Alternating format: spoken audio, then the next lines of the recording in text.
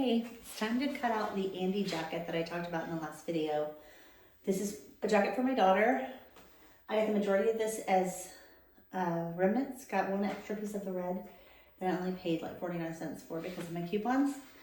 So we're gonna get that cut out. If you've never cut out a pattern, there's a few things to really look at.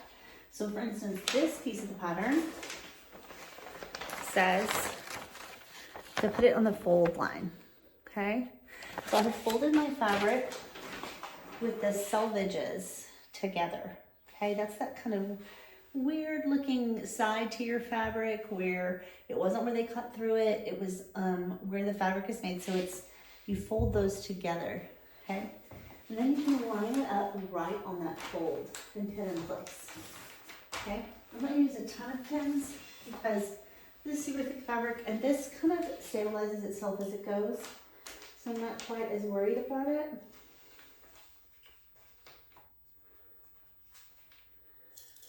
I am gonna make one of these for myself in a different set of colors. Maybe next week actually, because I don't have time this weekend. I might. If I get a lot of things cut out today, that will make my sewing go really fast over the next couple of days. So I may have time. And this one is a quick sew. I've made it before. And what's exciting is the last time I made it, I did it with a sewing machine. And this time, I'm going to be doing it with a serger. So that's pretty exciting. And I'm going to be posting as I go to kind of keep you posted on how that's working out for me. So that's pretty exciting. All right, our next piece, I'm going to have to grab something from behind here. I like to use a yardstick for this. The next piece is not on the fold. So there's two separate pieces. So when you fold it, now you're getting this piece and you're going to get it mirrored going the other way, okay? So you'll cut out two. This is not on the fold. This part is called a grain line marked on it. So if you've never cut out a pattern before, grain lines are really important. It helps your fabric look right when it's on you. It helps things stretch right. It does so many things, okay? So make sure you line up your grain lines. Now what I always like to do is put it on the fabric and then I will line up this with that and then go down to the end of my selvage here. It says 14.5 inches on this end. So I'm gonna go to this end and make sure it's the same. And it is not. So we're going to kind of tilt this a little. Okay, this now says 14.5. Let's see what this one says now, if it got moved at all. That's like just about perfect right there, okay? So as you can see, it needed just a little tilt to it to make it work. So I'm gonna pin this one in place.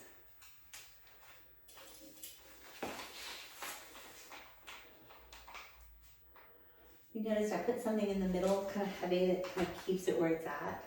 That helps me anyway. I'm sure there's lots of people that have very different ways to cut these out, but this is the way I like to do it. And I'm sure that will change and grow as I go. I'm using some pins that have a finer tip to them to go through all this fleece because there is some stretch to it, and all you need is a different kind of pin. Or the others are just about impossible to get through here. I think that's pretty good actually. The only other piece I'm going to cut out of red is the pocket. It also has a green line. So I'm going to measure that.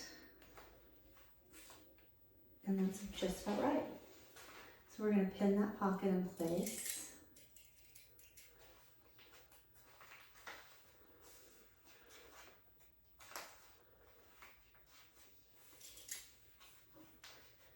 I did make one of these already for my son's girlfriend, and it was such a fast sew. I was amazed at how quickly it sewed up and how nice it was when I was done. So now to cut. I like to use basic scissors, and I'm going to hold like rotary cutters.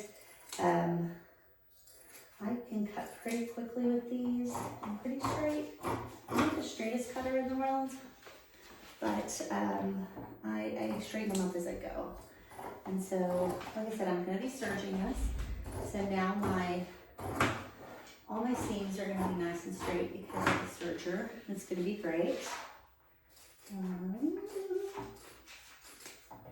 Let's get this all out.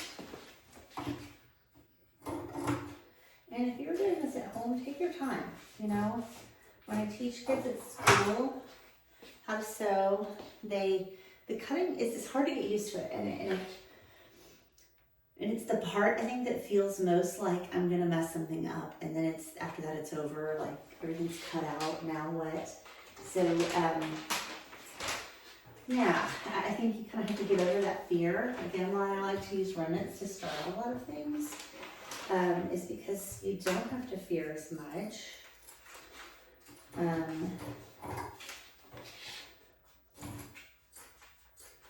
Because if you cut up a piece of fabric that costs $1, it doesn't seem nearly as big as if you cut up something that's $20 a yard, you know? And mistakes can happen. And then maybe you have to go buy another yard. I've done that before. I think we've all been there, okay? One of the things I want you to see on this is there are notches. So my first time sewers, there's little notches here, okay? And we're gonna cut those. Just cut them carefully, don't go too deep in them because then that can mess some things up later. Especially because this has a 3/8 inch seam allowance, so you don't want them super deep. That helps you to match up some things later as we're sewing. Let's see, here's another one.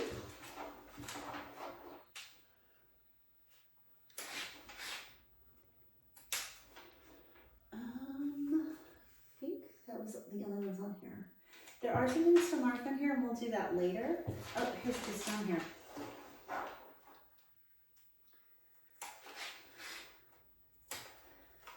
There we go. But right now we're just concentrating on how we cut things out and how we make them work right by cutting them out correctly. Okay, so that is my cut piece. It's all cut out. Now I just need to cut out the pocket and then the back piece that is cut on the fold. You don't want to cut that apart. You want to keep that fold there, okay? If you do the Andi, I found this piece, this pocket piece to be this confusing piece, just the way it's laid out on that pattern, and we'll talk more about it later, but it's kind of where the welt goes, and the way it's marked on here, you can't figure out which, do I cut, do I not cut? It's just kind of weird. So, the first time I had to go back and kind of fix the way I had cut it, and it turned out fine. It makes me a little nervous. Let me go here, and I'm gonna cut this.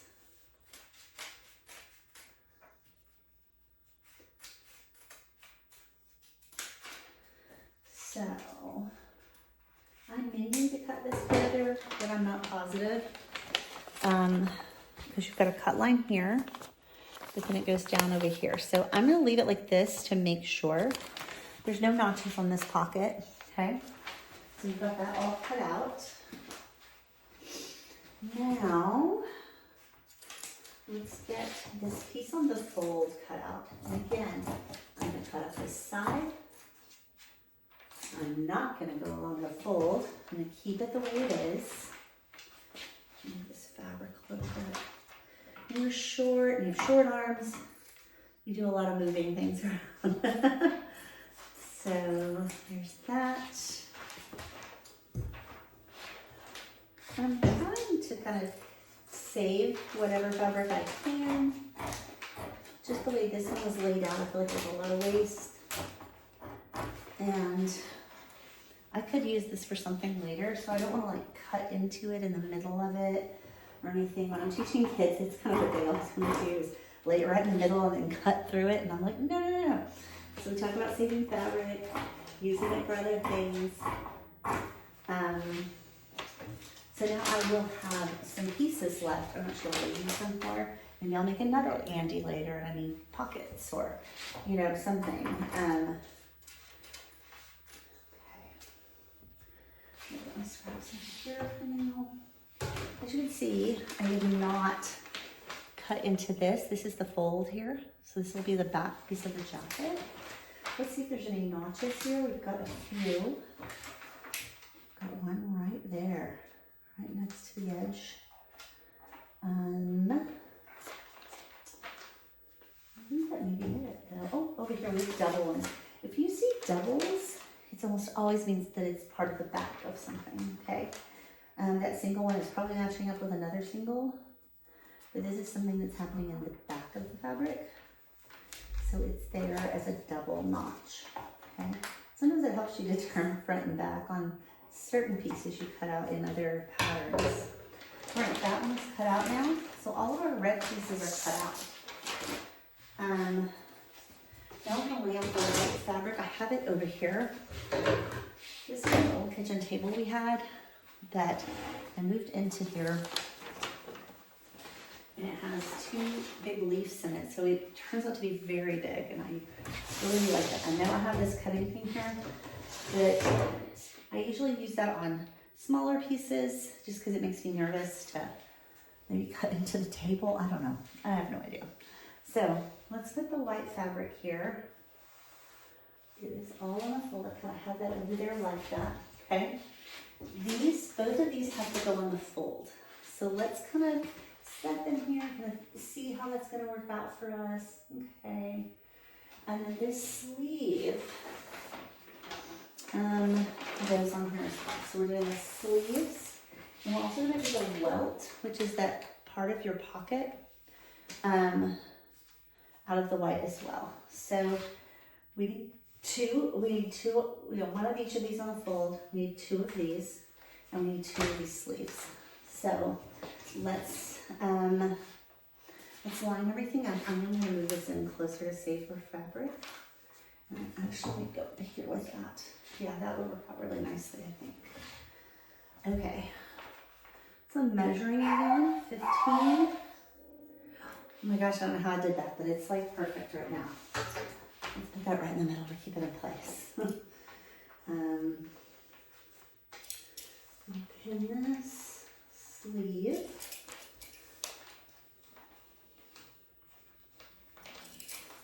And again, this is the pattern from Seamwork.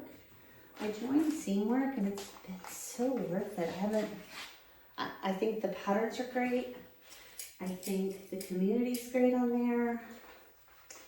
I know I don't get anything from them. I just really like it. Especially if you're a beginner, I think there's so many things, and then they have a lot of videos on how to sew. There actually is a sew along from the Andi, and it's really great. So if that's something you're interested in, I highly recommend Seamwork. I'm gonna measure again. Okay, that's right at 28. Let's see. Perfect. Okay. This one should be pretty easy to put on here. Just leaving fabric where we can. My mother is the master at this. She used to sew a lot of dance costumes for me. And she would sew everybody else's. It would kind of help pay for all the dance costumes. I was a dancer as a young kid, and she would literally make a bunch of other costumes as well along the way to pay for it. And she was really good at it. And she can lay out fabric. Like, she would get so much fabric for it, but she would always come back with a lot of fabric. And because there would be several people sewing them, and they'd be like, how did you do that? Because she can really envision that and lay them out. I hope to get better. But it's kind of something that's been ingrained in me, is to try to see like this. I feel like I moved over here. But for now, we're going to keep it there for time's sake. These were both on the fold, so I did not have to measure them. They just go on the fold. So again, you don't cut that fold line. You keep it in place, okay? So let's cut this out, and then we'll have the whole jacket cut out, which is super exciting.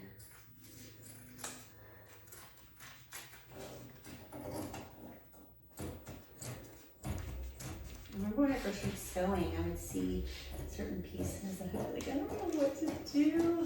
And now I usually recognize a sleeve. It's almost always like this one. And I can be like, oh, there's the sleeve. This is what's going on. And it's just a matter of repetition and seeing things over and over again that I think make it really nice once you kind of get accustomed to sewing.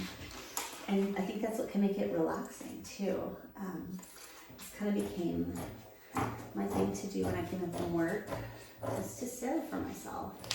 And while I do some sewing at work, it gives me some time. It's a little more stressful when I'm doing work because it's usually with like 12 and 13-year-olds, and they take a lot of patience, but a lot of time, you know, to help them along the way. And I already have kids that are getting better and better, so I think, you know, it takes a lot out of you to do it during the day. So it's a different experience, but I'm hoping to kind of get some confident sewers going. So I do all of the costumes at the upper school too, so when they get older, they can help me. It'll be great. They're gonna be on that crew and they can be super helpful. And when I tell them to do something, they're gonna know what it is. Okay, so these are those pieces on the fold. I lined them up right next to each other.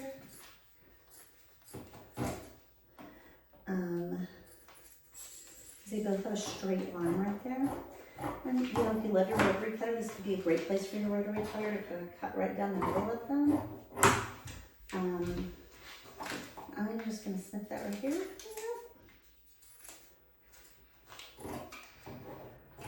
And she's apart. There is a notch here on both of them. So I'm gonna cut both of those. All right, we're almost there. Okay, straps over here.